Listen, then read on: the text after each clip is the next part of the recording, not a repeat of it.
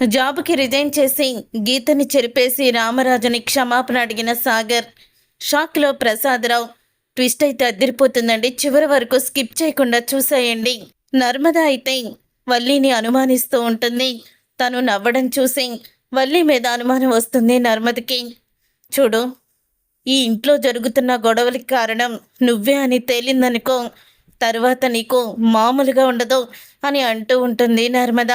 అప్పుడే ధీరజ్ అయితే, చూడు వల్లి వదిన, ఇప్పుడు నువ్వు గెలిచావని సంబరం చేసుకుంటున్నావేమో, ఒకవేళ ఈ గొడవలకి కారణం మీరే అయ్యుంటే నర్మద వదిన పైకి కనిపించేంత మంచిది కాదు. తను అసలు కూడా నిజాలు బయట పెడితే రాక్షసి అయిపోతుంది. ఆ తరువాత వదిన్ని ఎవ్వరూ కూడా పట్టుకోలేరు, ఆపలేరు. మీ సంగతి అయిపోయినట్టే అని ధీరజ్ కూడా ఇక వల్లికి షాక్ ఇస్తాడు. అబ్బే, అలాంటిదేమీ లేదు, అదేం లేదు అని తడబడుతూ వల్లి అయితే చెప్తుంది. అప్పుడే వల్లి లోపలికి వెళ్ళిపోయిన తర్వాత ఇక అంటూ ఉంటుంది వేదవతి, అయినా వల్లి ఎందుకు చేస్తుంది లేవే, దానిలో మార్పు వచ్చినట్టుంది అని అంటూ ఉంటుంది వేదవతి. లేదత్తయ్య, మీరొకటి గమనించారా, ఎప్పుడైతే నేను హాస్పిటల్కి తీసుకువెళ్ళాలని వల్లి అక్కకి చెప్పానో, వాళ్ళ అమ్మ రావడం, నేనే తీసుకువెళ్తానని చెప్పి తనని తీసుకువెళ్ళడానికి ప్రయత్నించడం, లేకపోతే హాస్పిటల్కి వెళ్ళనివ్వకుండా చేయడం, ఇదంతా కూడా చేశారు. ఆ తర్వాత సాగర్, తర్వాత మా నాన్న వచ్చి ఇంట్లో పెద్ద గొడవనే చేసి విడిపోయే స్థితికి వచ్చాము. దీనంతటికి కారణం వీళ్ళే అని నాకు అనుమానం వస్తుంది అని నర్మద అయితే చెప్తుంది. అప్పుడే వేదవతి, ఒకవేళ ఇంట్లో గొడవ జరిగి ఇంట్లో ఈ గీత రావడానికి కారణం వల్లి వాళ్ళమ్మ అని తెలిస్తే ఈసారి మాత్రం నేను క్షమించే ప్రసక్తే లేదు. తను కడుపుతో ఉంది, ప్రెగ్నెంట్ అని కూడా నేను చూడను. ఆ తరువాత పరిస్థితి చాలా దారుణంగా ఉంటుంది వాళ్ళ పరిస్థితి అని వేదవతి కోపంతో రగిలిపోతూ ఉంటుంది. అప్పుడే ఆ మాట విని వల్లి సుకన్య షాక్ అయిపోతూ ఉంటారు. ఇక వల్లి గదిలోకి వెళ్ళి, వామ్మో, మా అత్తగారు వార్నింగ్ చూస్తుంటే నాకు చాలా భయమేస్తుంది సుకన్య. ఇప్పుడు నర్మద వేరే పడిపోయిందని వాళ్ళిద్దరినీ కూడా మావయ్య గారు శత్రువులా చూస్తున్నారని సంబరపడుతున్నాను, కానీ నర్మద ఆవలిస్తే పేగులు లెక్క పెడుతుంది. ఇప్పుడు నా మీద కొంచెం అనుమానం వచ్చింది. ఒకవేళ అనుమానాన్ని నిజమైందనుకో, ఆ నర్మద అస్సలు కూడా ఇక వదిలిపెట్టదు. దీనంతటి కారణం నేనే అని తెలిస్తే నా భర్త నన్ను మెడపట్టుకొని బయటికి గెంటేస్తాడు. ఏదో సంబరపడిపోతున్నాను, కానీ నిజం బయట పెడితే మాత్రం మామూలుగా ఉండదు. నా బ్రతుకు కుక్క బ్రతుకు కన్నా హీనంగా ఉంటుంది.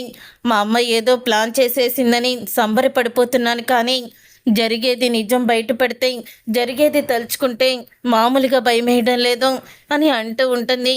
అప్పుడు ఇక వల్లి, ఇంతలో భాగ్యం అయితే ఫోన్ చేస్తుంది.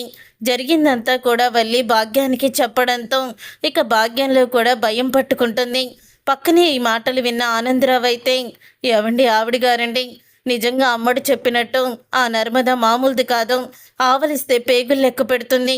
ఒకవేళ ఇదంతా మనమే చేసి వాళ్ళ నాన్నని రెచ్చగొట్టి ఇంత పెద్ద గొడవ అయ్యేలా చేశామని తెలిస్తే మాత్రం ఇక మనల్ని మాత్రం క్షమించదు అని ఆనందరావు కూడా భయపడిపోతూ ఉంటాడు. నువ్వు ఆగవయ్యా, ఎప్పుడో ఏదో జరుగుతుందని ఈ రోజు నుంచే మనం సస్తు బతుకుదామా ఏంటి, ఆ రోజు వస్తే చూసుకుందాంలే, దేనికైనా నేను సిద్ధంగానే ఉన్నాను, నా కూతురు జీవితం బాగుంటే నాకు చాలు అని అంటూ ఉంటుంది భాగ్యం.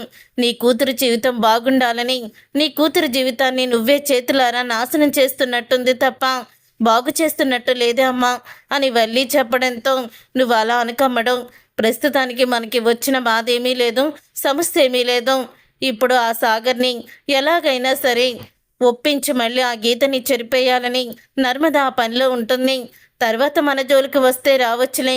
ఈలోపే రామరాజు గారికి కొడుకు మీద విరక్తి వచ్చేసింది. ఆయన అస్సలు కూడా కొడుకుని క్షమించడం అని చెప్పుకుంటూ వస్తుంది. భాగ్యం, నువ్వేమీ కంగారు పడుకో, ఈలోపు నువ్వు ప్రెగ్నెంట్ ఎలా అవ్వాలో అది చూసుకో ముందు చెప్తుంది భాగ్యం. ఇక భాగ్యం అలా చెప్పిన తర్వాత వల్లి అయితే, అమ్మయ్య, అమ్మతో మాట్లాడిన తర్వాత కొంచెం నాకు రిలీఫ్గా ఉంది అని అంటుంది వల్లి. తర్వాత ఇక నర్మద అయితే సాగర్ ఆఫీస్కి బయలుదేరుతూ ఉంటాడు.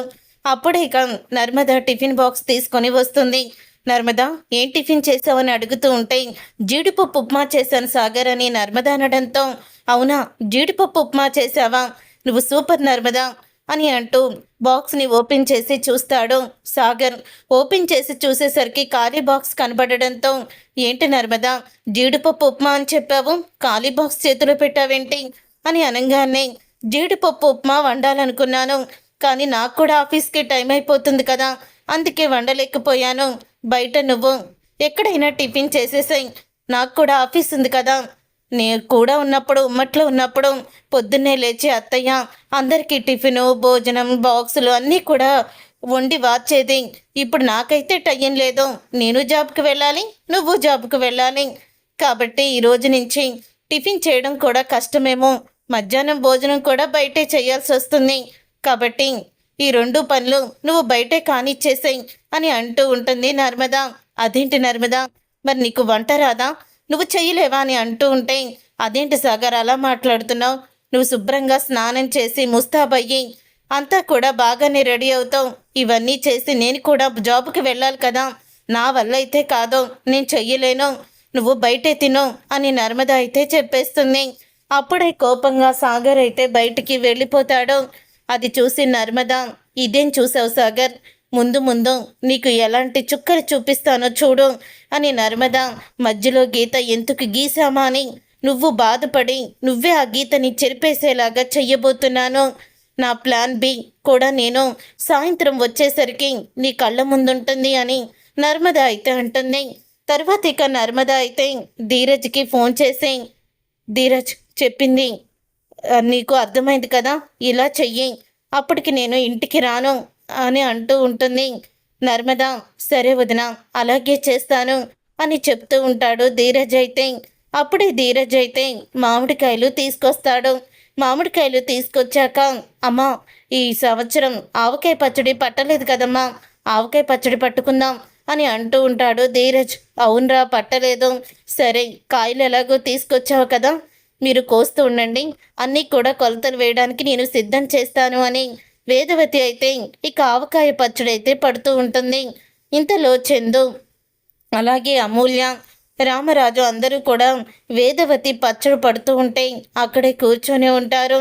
అప్పుడే రామరాజు, బుజ్జమ్మ నీ చేత్తో పచ్చడి పడితే సంవత్సరం పైనే నిలవుంటుంది, ముక్క అస్సలు కూడా మెత్తపడదు, నీ చేతిలో ఏదో రహస్యం ఉంది బుజ్జమ్మ అని రామరాజు పొగుడుతూ ఉంటాడు.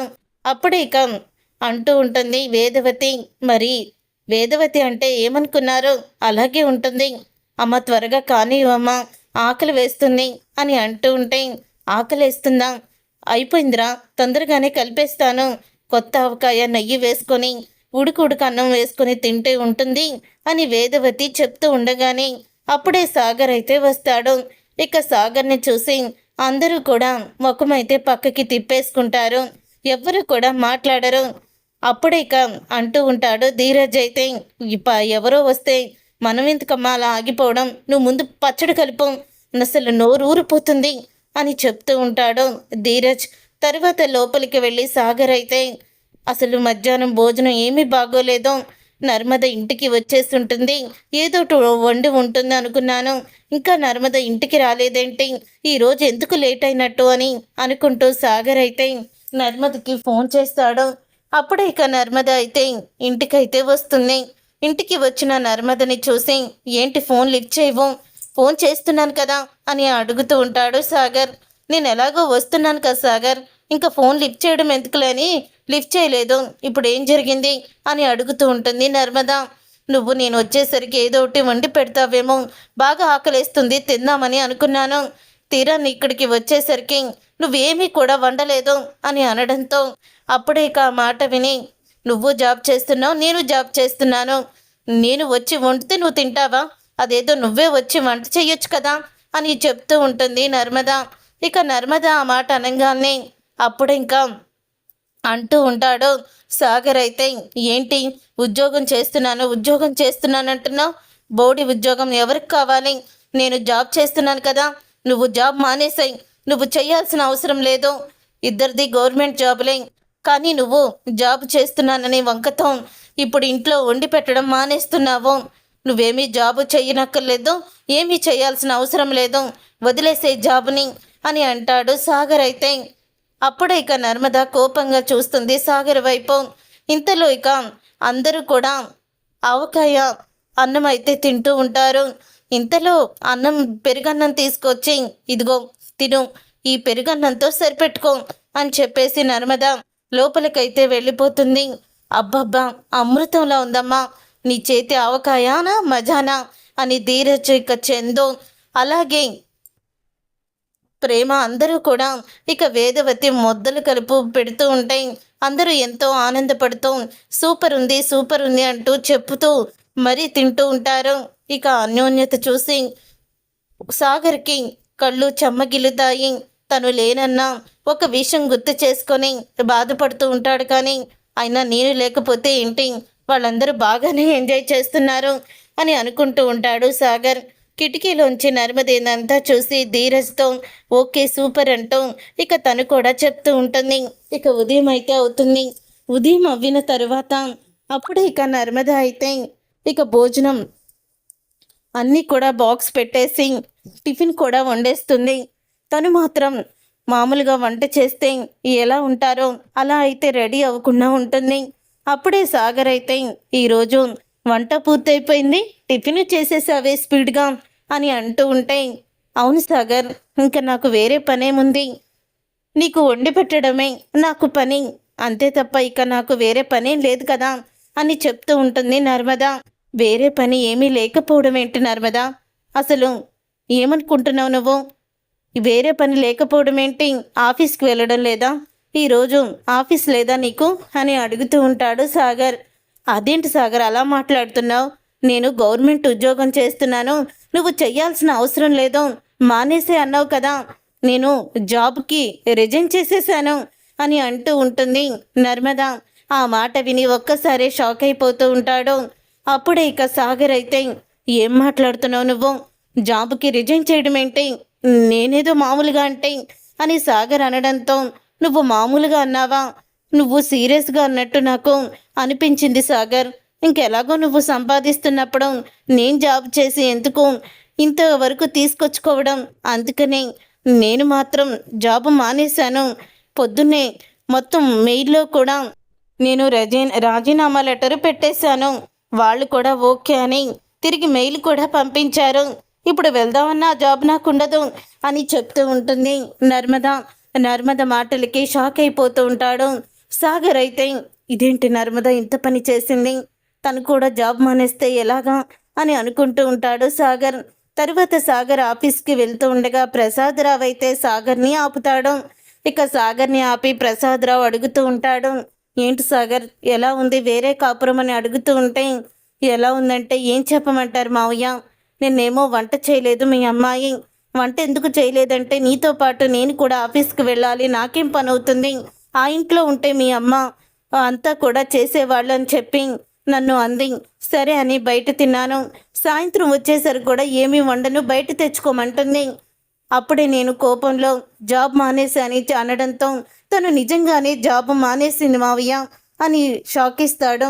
అప్పుడే ఇంకా ప్రసాదరావుకి ఇక షాక్ ఇవ్వడంతో అంటూ ఉంటాడు ప్రసాదరావు, ఏం మాట్లాడుతున్నావు సాగర్, తను జాబ్ మానేయడం ఏంటి అని అనగానే, అవును మావయ్య నేను కూడా అలాగే షాక్ అయ్యాను, నీకు వండి పెట్టాలని ఇంట్లో పనులు చేసుకోవాలని నేనే రాజీనామా చేశాను, నువ్వే కదా నాకు జాబ్ ఉంది, నువ్వు జాబ్ చేయాల్సిన అవసరం లేదో మానేమన్నావు, అందుకే మానేశాను అని నాకే షాక్ ఇచ్చింది నర్మద అని చెప్పుకొస్తూ ఉంటాడు సాగర్. ఇక ఆ మాట విని ఒక్కసారే షాక్ అయిపోతూ ఉంటాడు. అప్పుడే ఇంకా ప్రసాదరావు అయితే ఇంటికి వెళ్తాడు. నర్మదా, నర్మదా ఏం చేయిస్తున్నావు నువ్వు, నీకేమన్నా పిచ్చి పట్టిందా, జాబ్కి నువ్వు రిజైన్ చేయడం ఏంటి అని అడుగుతూ ఉంటే, అదేంటి నన్ను అలా మాట్లాడుతున్నారు, జాబ్కి రిజైన్ చేయకపోతే నా భర్తను నేను ఎలా చూసుకోను, ఆయన ఎలాగో ఇప్పుడు గవర్నమెంట్ జాబే చేస్తున్నారు, 20 లక్షలు లంచం ఇచ్చాం, ఏదో నీ బోటి వాళ్ళ మాటలు వినో ఏదోలాగా తను జాబు సంపాదించాడు, మరి అలాంటప్పుడు ఇక నాకు చేయాల్సిన అవసరం లేదు కదా, అందుకే ఇంట్లోనే కూర్చుంటున్నాను అని నర్మద షాకిస్తుంది ప్రసాదరావుకి. అప్పుడు అది విని ప్రసాదరావు ఏం మాట్లాడాలో కూడా తెలియక తనైతే ఇక బయటకైతే వచ్చేస్తాడు. తరువాత ఇక సేటు అయితే డైరెక్ట్గా రామరాజు ఇంటికి వస్తాడు. సాగర్ బయటికి రా, నాకు ఇవ్వాల్సిన 20 లక్షలు ఎప్పుడు ఇస్తున్నావు అని అడుగుతూ ఉంటే, అప్పుడే నేను నాకు రావాల్సిన ఆస్తి కోసం నేను కోర్టుకు వెళ్తున్నాను. కోర్టులో నుంచి తీర్పు రాగానే నాకు ఆస్తిలో వాటా అయితే వస్తుంది. వెంటనే నేను ఆ బాకీ తీర్చేస్తాను అని చెప్తూ ఉంటాడు సాగర్. అయితే ఏంటి కథలు నడుపుతున్నావు కథలు? అసలు ఏమని చెప్పావు నువ్వు?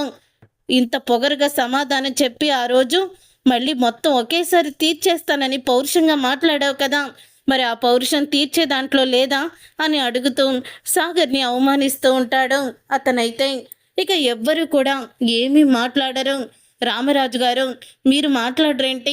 మీ అబ్బాయి ఇలా మాట్లాడుతుంటే అని సేటు అనడంతో, సారీ సేటు గారు, ఏమీ అనుకోకండి. మీరు ఆ పక్కన నుంచొని ఆ ఇంటి అతన్ని డబ్బులు అడగండి.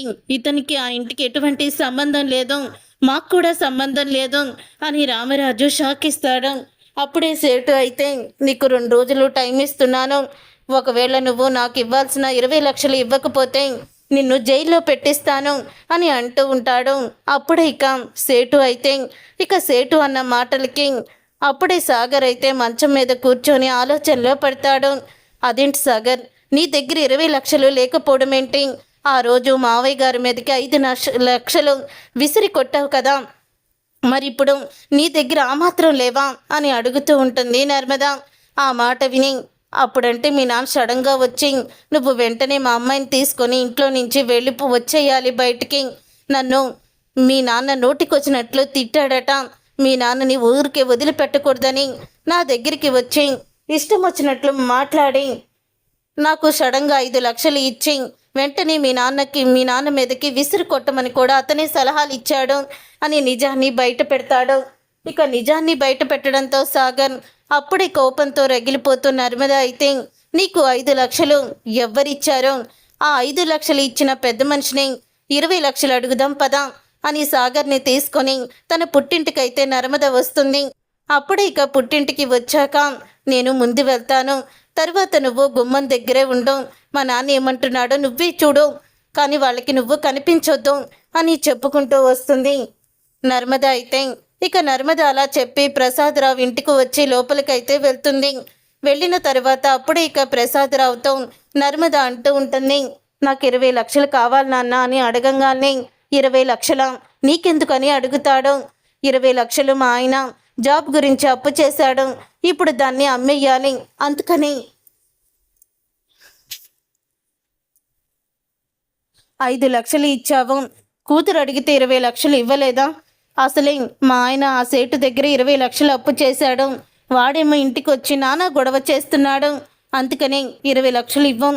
5 లక్షలు మా మావయ్య గారి ముఖం మీద విసిరు కొట్టమన్న వాడికి 20 లక్షలు ఒక లెక్క అని అడుగుతూ ఉంటే, అప్పుడే ఇక ప్రసాదరావు అయితే, నేనేమి ఊరికినే విసిరి కొట్టమనలేదు, మీ మావయ్య గారు నోటికొచ్చినట్లు నన్ను ఎన్నెన్ని మాటలు అన్నారో నాకు బాగా తెలుసు, నువ్వు నాకు చెప్పకపోయినా ఆ రోజు నన్ను నోటికొచ్చినట్లు ఎలా తిట్టారో ఒకరి ద్వారా తెలిసింది అని అంటాడు ప్రసాదరావు.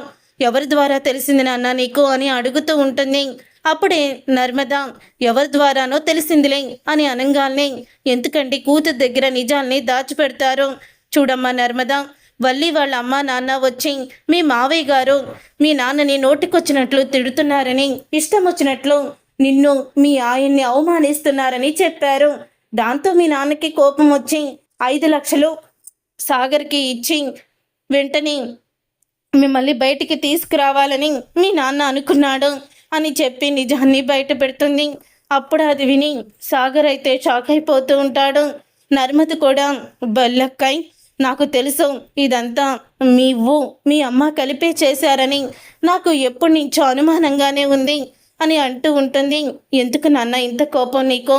ఏదో మా నాన్న మమ్మల్ని బ్రతకనివ్వచ్చు కదా, ఎందుకు మమ్మల్ని ఇలా హింసిస్తున్నావు అని అడుగుతూ ఉంటే, నా కూతుర్ని దూరం చేసిన ఆ రామరాజు ఇల్లు ముక్కలయ్యే వరకు కూడా నేను ఇలాగే చేస్తాను. సాగర్కి వాళ్ళ నాన్నకి గొడవ అవ్వాలి, కొడుకు దూరం అయితే ఆ క్షోభ ఎలా ఉంటుందో రామరాజు అనుభవించాలి. అందుకనే సాగర్ మరో ఎగ్జామ్ రాస్తే పాస్ అవుతాడు, అయినా సాగర్ చేత 20 లక్షలు లంచం ఇచ్చి ఉద్యోగం చేసేలాగా నేను సాగర్కి లేనిపోని మాటలు చెప్పాను అని ప్రసాదరావు నిజాన్ని బయట పెడతాడు. ఇప్పుడు కూడా రామరాజు నేను కూతురు దూరం అయ్యి ఎంత ఏడుస్తున్నాడో రామరాజు కూడా అంతే ఏడవాలి. తల్లిదండ్రులను వదిలేసి వచ్చి నీ భర్త కూడా అలాగే ఏడవాలి. నువ్వెంత బాధని అనుభవించావో తను కూడా అంత బాధని అనుభవించాలి అని నిజాన్ని బయట పెడతాడు. అప్పుడు ఇక అది విని షాక్ అయిపోతూ ఉంటాడు సాగర్ అయితే. అప్పుడు ఇక నర్మద బయటకు వెళ్ళి, విన్నావుగా సాగర్, మా నాన్న అసలు నిజ స్వరూపం అది ఇప్పటికైనా నీకు అర్థమైంది అనుకుంటాను అని అంటూ ఉంటుంది. అప్పుడే సాగర్ని చూసి షాక్ అయిపోతూ ఉంటాడు ప్రసాదరావు అయితే. ఇక సాగర్కి నిజం తెలిసిపోయిందని స్టన్ అయిపోతూ ఉంటాడు. ఇక సాగర్ అయితే ఇంటికి వెళ్తాడు. ఇంటికి వెళ్ళి సాగర్ రామరాజు కాళ్ళ మీద పడతాడు. నన్ను క్షమించిన అన్న, నీ గురించి నేను చాలా తప్పుగా అనుకొని మా మావయ్య మాటలు విని నిన్ను అనరాని మాటలు అన్నాను. నీ పట్ల నేను తప్పుగా ప్రవర్తించాను, నన్ను క్షమించిన అన్న అని క్షమాపణ అడుగుతాడు సాగర్ అయితే. ఇంకెప్పుడు కూడా నేను అస్సలు కూడా నిన్ను ఎదిరించిన అన్న, నాకు ఇది కావాలని నేను ఎప్పుడు కూడా నిన్ను అడగను, నన్ను క్షమించిన అన్న అని అంటూ ఉంటే అప్పుడు ఇక వల్లి అయితే చేసిందంతా చేసి మావయ్య గారు పరువు తీసేసి ఇప్పుడు ఏమీ ఎరగనట్టు కాళ్ళు పట్టుకుంటే క్షమించేస్తారా మరిది గారు అని అడుగుతూ ఉంటే, నువ్వు కంగారు పడుకు బల్లక్కాయ్, నీ దగ్గరికి కూడా నేను వస్తాను. మా నాన్న ఎందుకు ఇదంతా చేశాడో నాకు మొత్తం తెలిసింది బల్లక్కాయ్, నువ్వు కాసేపు ఆగు అని అంటూ షాక్ ఇస్తుంది నర్మద వల్లికి. ఇక నర్మద ఏమీ కూడా మాట్లాడలేకపోతుంది. అప్పుడే ఇక రామరాజు అయితే, లేదురా ఇక నిన్ను క్షమించనని అంటూ ఉంటే, మావయ్య అయినా మీ కన్న కొడుకు, ఎందుకు మీరు అలా పక్షపాతం చూపిస్తున్నారు, తప్పు తెలుసుకొని క్షమాపణ అడిగారు. అంతేకాదు మావయ్య, సాగర్ తన జాబ్కి రాజీనామా చేశాడు అని అనగాల్ని అప్పుడే ఇక ఆ మాట విని రామరాజు, ఏంటమ్మా నువ్వు చెప్పేది అని అంటూ ఉంటే, అవును మావయ్య గారు, సాగర్ తన జాబ్కి రాజీనామా చేశాడు. మీరు ఏ జాబునైతే 20 లక్షలు లంచం ఇచ్చి తీసుకున్నాడని చెప్పారు, ఆ జాబు తను ఏ విధంగా తీసుకున్నానో తెలుసుకొని, తను చేసిన తప్పుని తెలుసుకొని తను రాజీనామా చేశాడు అని అనగానే అప్పుడు ఇక రామరాజు చాలా ఆనందపడుతూ ఉంటాడు. ఇంతలో ఇక వేదవతి అయితే, ఎందుకు అలా చేశావు, పాపం నర్మద కూడా జాబుకి రాజీనామా చేసింది, ఏంట్రా ఇది నడిపోడా అని అంటూ ఉంటే, నన్ను క్షమించమ్మా అని అంటూ క్షమాపణ అడుగుతాడు వేదవతిని కాళ్ళ మీద పడి. ఈ మధ్యలో గీత నాకు ఇష్టం లేదు అని గీత మొత్తం కూడా చెరిపేస్తాడు. అప్పుడు ఇక నర్మద అయితే, కంగారు పడకండి అత్తయ్య, నేను జాబు మానలేదు, లీవ్ పెట్టానంతే, సాగర్లో మార్పు తీసుకురావడానికి నేను సాగర్తో అలా ప్రవర్తించాను అని నిజాల్ని బయట పెడుతుంది నర్మద అయితే. ఇక ఆ మాట విని, నర్మద నిజంగా అని అంటూ ఉంటాడు సాగర్. అవును సాగర్, నీలో మార్పు రావడానికి నేను ఇదంతా చేశాను తప్ప జాబుకి నేను రిజైన్ చేయలేదు అని అంటూ నర్మద అయితే నిజాన్ని బయట పెడుతుంది. చూసారుగా ఫ్రెండ్స్, రాబోయే కథలో ఖచ్చితంగా ఇలాగే జరగబోతుంది. మరి ఇలాగే జరగాలని మీరైతే కోరుకుంటున్నారా? ఇదంతా జరగడానికి భాగ్యం కారణమని తెలుసుకున్న నర్మద రాబోయే కథలో వాళ్ళ తాట ఎలా తీయబోతుందా అనేది రాబోయే కథలో తెలుసుకుందాం. ఈ వీడియో మీకు నచ్చితే తప్పకుండా వీడియోని లైక్ చేసి ఛానల్ని సబ్స్క్రైబ్ చేసుకొని పక్కనే ఉన్న గంట సింబల్పై ఆల్ని క్లిక్ చేయండి. అప్పుడే మేము పెట్టే ప్రతి వీడియో మీరు మిస్ కాకుండా చూసేయవచ్చు.